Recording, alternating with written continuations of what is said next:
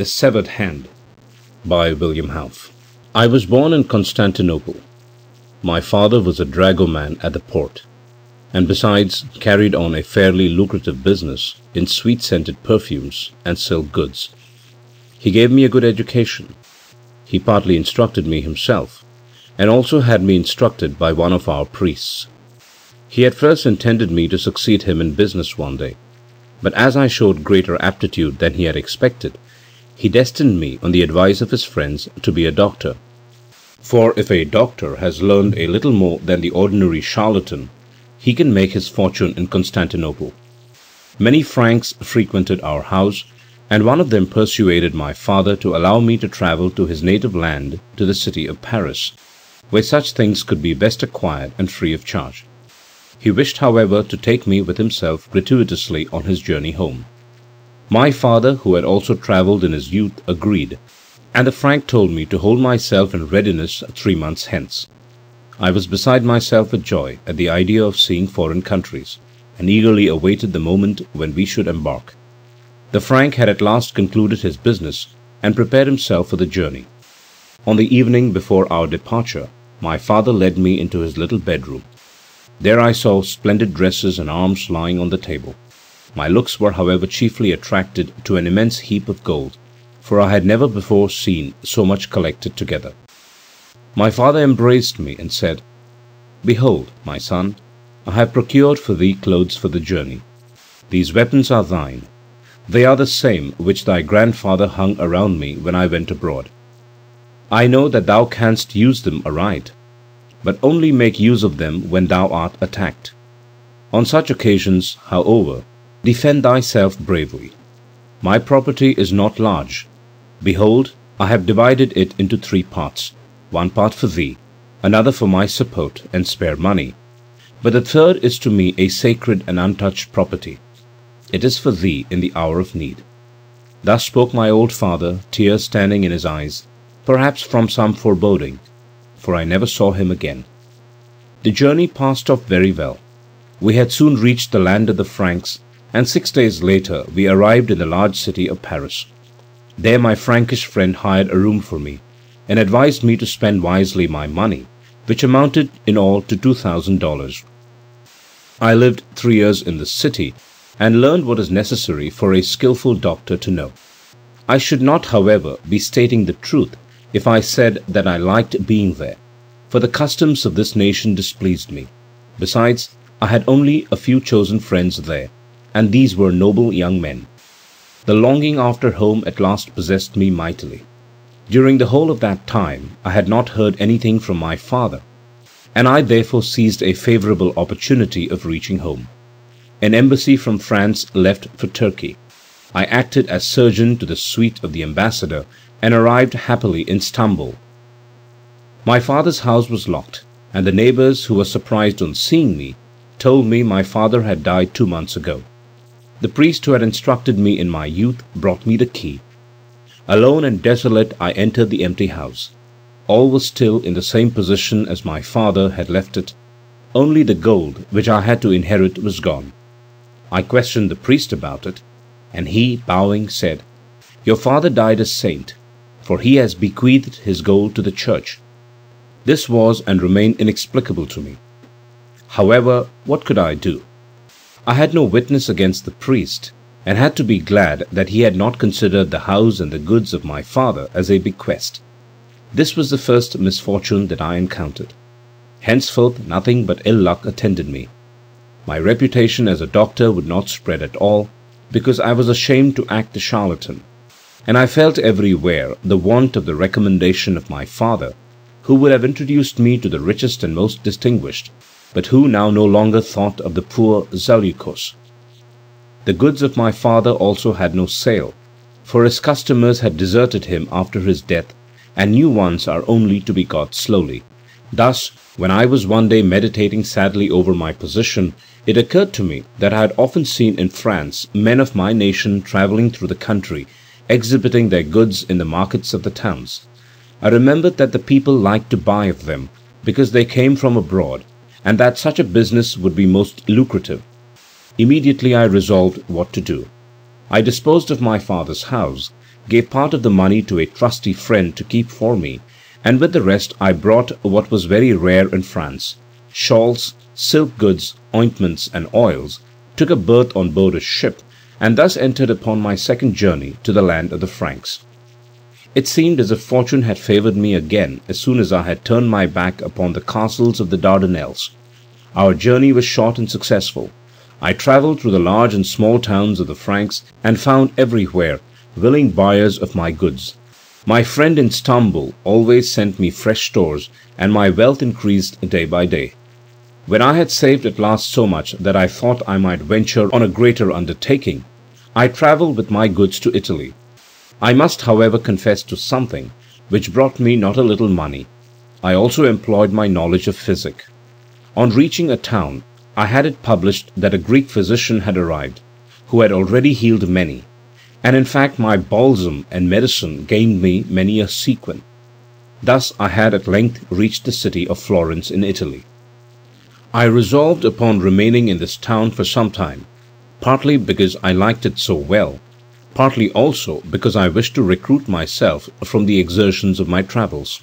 I hired a vaulted shop in that part of the town called Sta Croce, and not far from this a couple of nice rooms at an inn, leading out upon a balcony.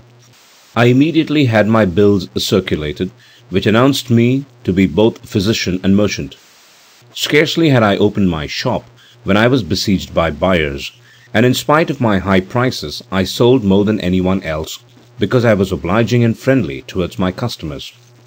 Thus I had already lived 4 days happily in Florence, when one evening, as I was about to close my vaulted room, and on examining once more the contents of my ointment boxes, as I was in the habit of doing, I found in one of the small boxes a piece of paper, which I did not remember to have put into it.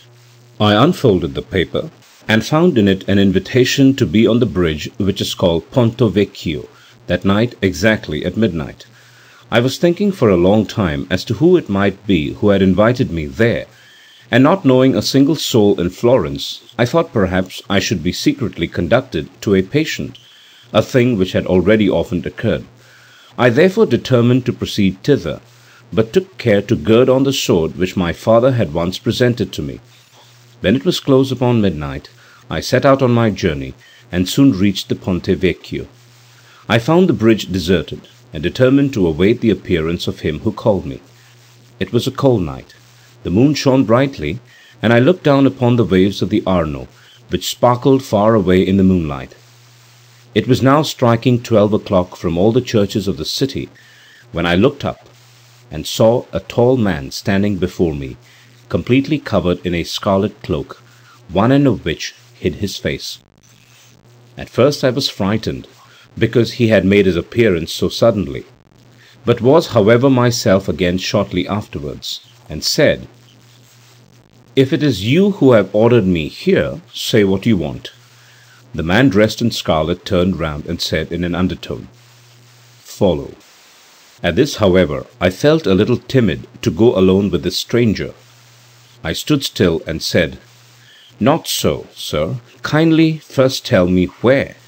You might also let me see your countenance a little, in order to convince me that you wish me no harm." The Red One, however, did not seem to pay any attention to this. "If thou art unwilling, Zaleukos, remain," he replied, and continued his way.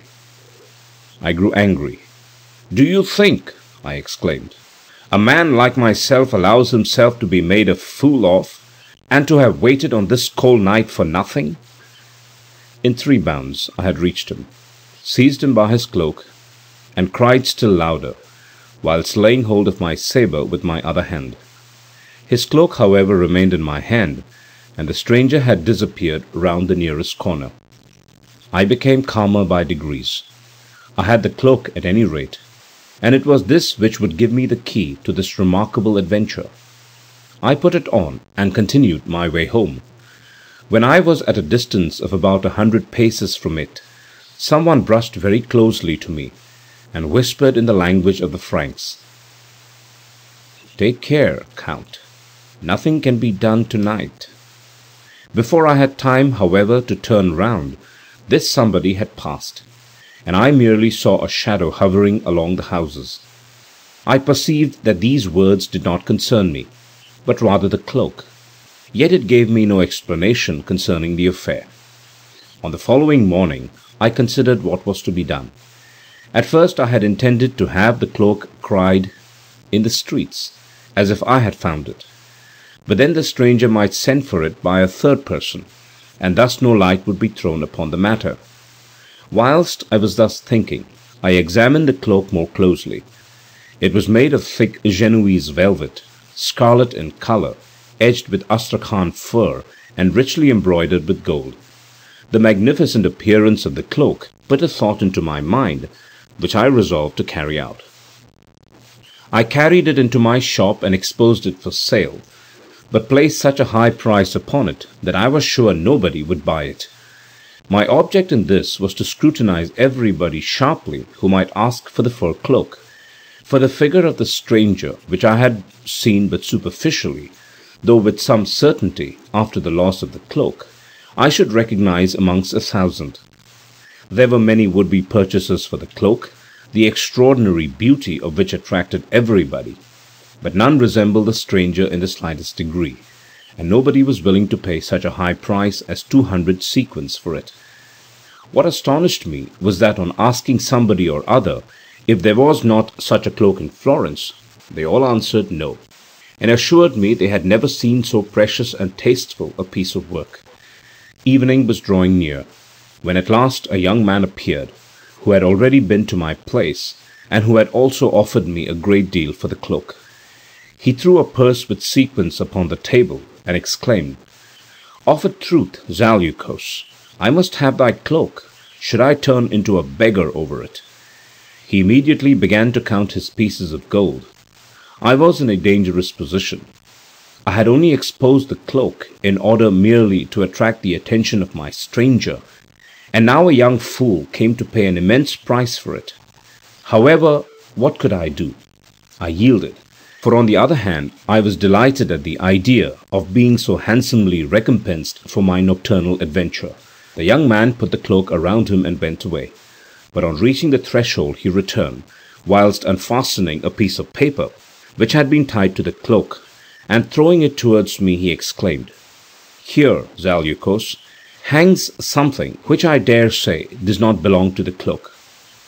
I picked up the piece of paper carelessly, but behold, on it these words were written, "Bring the cloak at the appointed hour tonight to the Ponte Vecchio. 400 sequins are thine." I stood thunderstruck. Thus I had lost my fortune and completely missed my aim. Yet I did not think long. I picked up the 200 sequins, jumped after the one who had bought the cloak, and said, "Dear friend, take back your sequins, and give me the cloak. I cannot possibly part with it." He first regarded the matter as a joke, but when he saw that I was in earnest, he became angry at my demand, called me a fool, and finally it came to blows. However, I was fortunate enough to wrench the cloak from him in the scuffle, and was about to run away with it, when the young man called the police to his assistance, and we both appeared before the judge. The latter was much surprised at the accusation, and adjudicated the cloak in favour of my adversary. I offered the young man 20, 50, 80, even 100 sequins in addition to his 200, if he would part with the cloak. What my entreaties could not do, my gold did. He accepted it. I, however, went away with the cloak triumphantly, and had to appear to the whole town of Florence as a madman. I did not care, however, about the opinion of the people. I knew better than they that I had profited after all by the bargain. Impatiently I awaited the night. At the same hour as before, I went with the cloak under my arm towards the Ponte Vecchio. With the last stroke of 12, the figure appeared out of the darkness and came towards me. It was unmistakably the man whom I had seen yesterday. "Hast thou the cloak?" he asked me. "Yes, sir," I replied, "but it cost me 100 sequins ready money." "I know it," replied the other. "Look here. Here are 400. He went with me towards the wide balustrade of the bridge and counted out the money. There were 400. They sparkled magnificently in the moonlight. Their glitter rejoiced my heart. Alas, I did not anticipate that this would be its last joy. I put the money into my pocket, and was desirous of thoroughly looking at my kind and unknown stranger, but he wore a mask, through which dark eyes stared at me frightfully. "I thank you, sir, for your kindness," I said to him. "What else do you require of me? I tell you beforehand it must be an honourable transaction."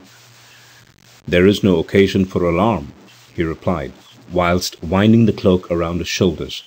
"I require your assistance as surgeon, not for one alive, but dead." "What do you mean?" I exclaimed, full of surprise. "I arrived with my sister from abroad," he said, and beckoned me at the same time to follow him. "I lived here with her at the house of a friend. My sister died yesterday, suddenly, of a disease, and my relatives wish to bury her tomorrow. According to an old custom of our family, all are to be buried in the tomb of our ancestors. Many, notwithstanding, who died in foreign countries, are buried there and embalmed. I do not grudge my relatives her body, but for my father I want at least the head of his daughter, in order that he may see her once more. This custom of severing the heads of beloved relatives appeared to me somewhat awful, yet I did not dare to object to it, lest I should offend the stranger. I told him that I was acquainted with the embalming of the dead, and begged him to conduct me to the deceased. Yet I could not help asking him why all this must be done so mysteriously and at night. He answered me that his relatives, who considered his intention horrible, objected to it by daylight. If only the head was severed, then they could say no more about it. Although he might have brought me the head, yet a natural feeling had prevented him from severing it himself. In the meantime we had reached a large, splendid house. My companion pointed it out to me at the end of our nocturnal walk. We passed the principal entrance of the house, entered a little door, which the stranger carefully locked behind him, and now ascended, in the dark, a narrow spiral staircase. It led towards a dimly lighted passage, out of which we entered a room lighted by a lamp fastened to the ceiling. In the room was a bed, on which the corpse lay. The stranger turned aside his face, evidently endeavouring to hide his tears. He pointed towards the bed, telling me to do my business well and quickly, and left the room. I took my instruments, which I as surgeon always carried about with me, and approached the bed. Only the head of the corpse was visible, and it was so beautiful that I experienced involuntarily the deepest sympathy.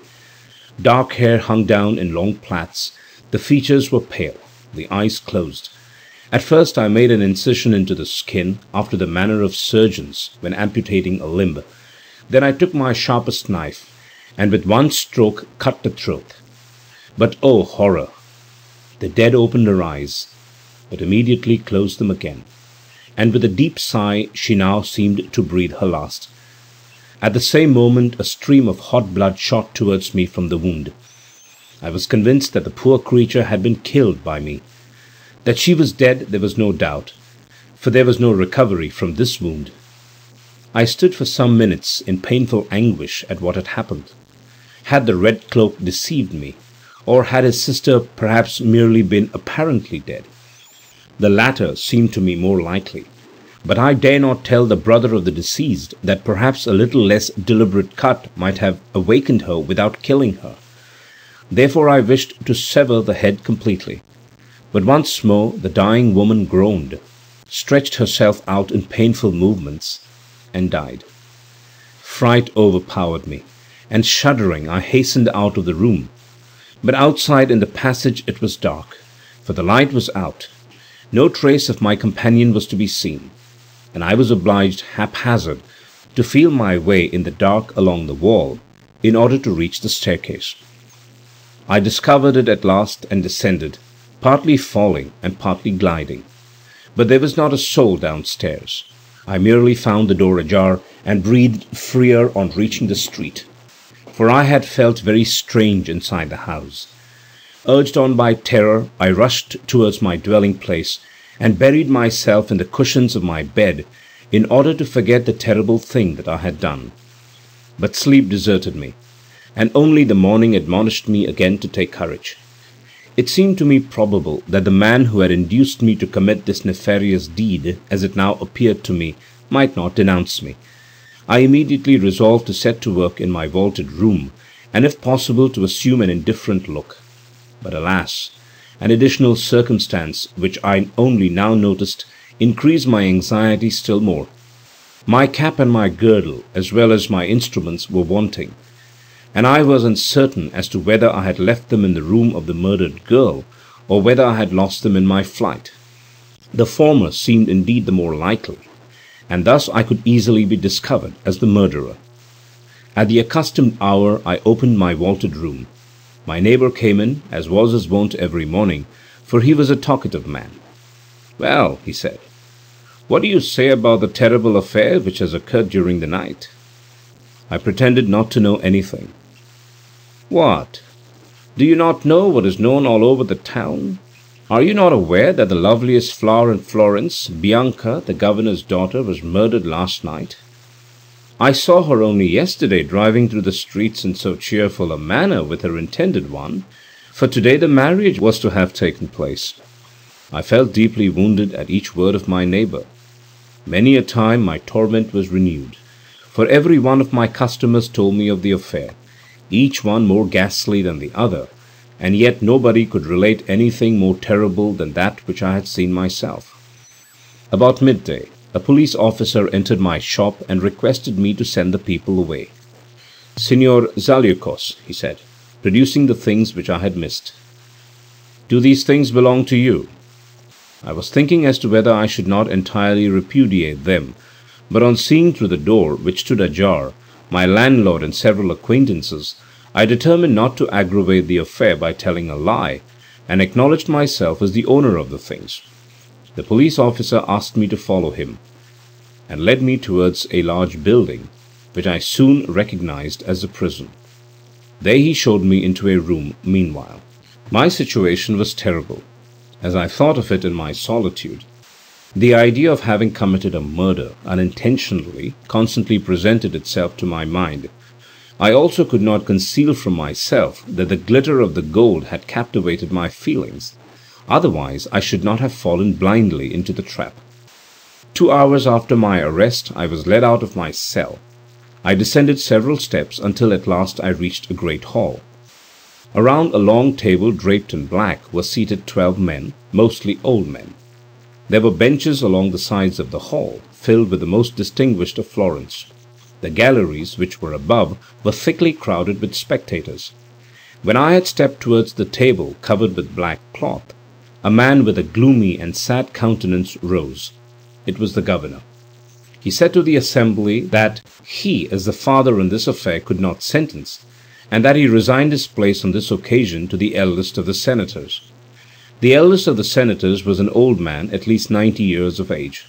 He stood in a bent attitude, and his temples were covered with thin white hair, but his eyes were as yet very fiery, and his voice powerful and weighty. He commenced by asking me whether I confessed to the murder. I requested him to allow me to speak, and related undauntedly and with a clear voice what I had done and what I knew. I noticed that the governor during my recital at one time turned pale, and at another time red. When I had finished, he rose angrily. "What, wretch!" he exclaimed, "dost thou even dare to impute a crime which thou hast committed from greediness to another?" The senator reprimanded him for his interruption, since he had voluntarily renounced his right. Besides, it was not clear that I did the deed from greediness, for according to his own statement, nothing had been stolen from the victim. He even went further. He told the governor that he must give an account of the early life of his daughter, for then only it would be possible to decide whether I had spoken the truth or not. At the same time he adjourned the court for the day, in order, as he said, to consult the papers of the deceased, which the governor would give him. I was again taken back to my prison, where I spent a wretched day, always fervently wishing that a link between the deceased and the red cloak might be discovered. Full of hope, I entered the court of justice the next day. Several letters were lying upon the table. The old senator asked me whether they were in my handwriting. I looked at them and noticed that they must have been written by the same hand as the other two papers which I had received. I communicated this to the senators, but no attention was paid to it, and they told me that I might have written both, for the signature of the letters was undoubtedly a Z, the first letter of my name. The letters, however, contained threats against the deceased and warnings against the marriage which she was about to contract. The governor seemed to have given extraordinary information concerning me, for I was treated with more suspicion and rigor on this day. I referred, to justify myself, to my papers which must be in my room, but was told that they had been looked for without success. Thus, at the conclusion of this sitting, all hope vanished, and on being brought into the court the third day, judgment was pronounced on me. I was convicted of wilful murder and condemned to death. Things had come to such a pass.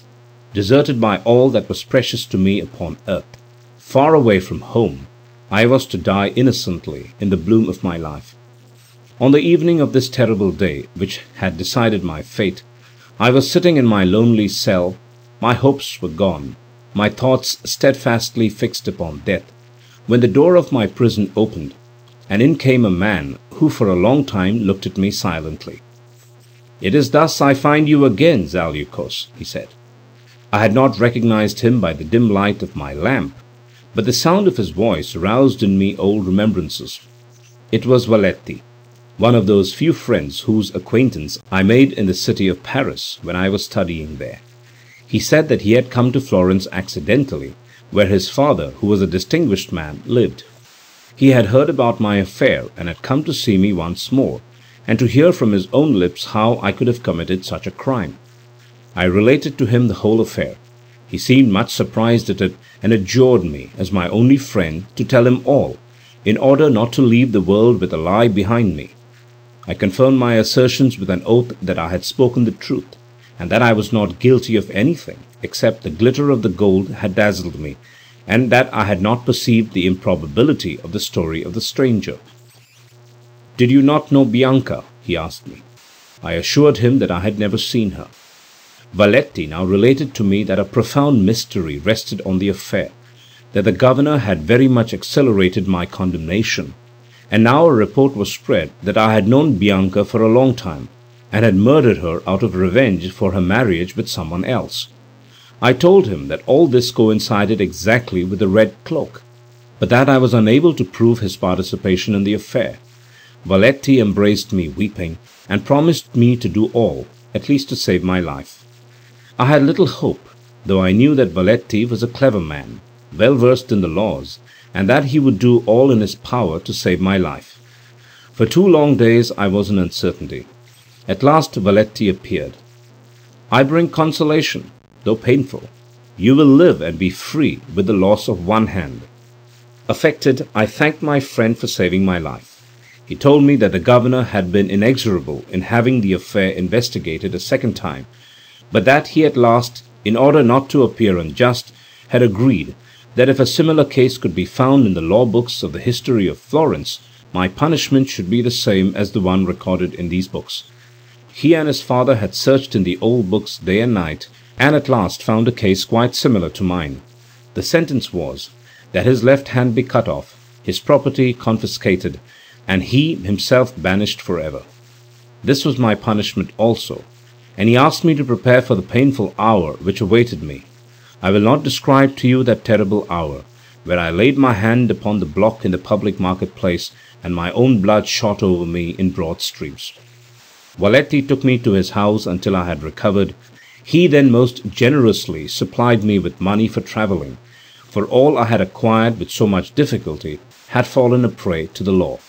I left Florence for Sicily, and embarked on the first ship I had found for Constantinople. My hope was fixed upon the sum which I had entrusted to my friend. I also requested to be allowed to live with him. But how great was my astonishment on being asked why I did not wish to live in my own house. He told me that some unknown man had bought a house in the Greek quarter in my name, and this very man had also told the neighbours of my early arrival. I immediately proceeded thither, accompanied by my friend, and was received by all my old acquaintances joyfully. An old merchant gave me a letter, which the man who had bought the house for me had left behind. I read as follows: Zaleukos. Two hands are prepared to work incessantly in order that you may not feel the loss of one of yours. The house which you see and all its contents are yours, and every year you will receive enough to be counted amongst the rich of your people. Forgive him who is unhappier than yourself. I could guess who had written it, and in answer to my question the merchant told me it had been a man whom he took for a Frank, and who had worn a scarlet cloak. I knew enough to understand that the stranger was, after all, not entirely devoid of noble intentions. In my new house I found everything arranged in the best style, also a vaulted room stored with goods more splendid than I had ever had. 10 years have passed since. I still continue my commercial travels, more from old custom than necessity. Yet I have never again seen that country where I became so unfortunate. Every year since I have received 1,000 gold pieces, and although I rejoice to know that unfortunate man to be noble, yet he cannot relieve me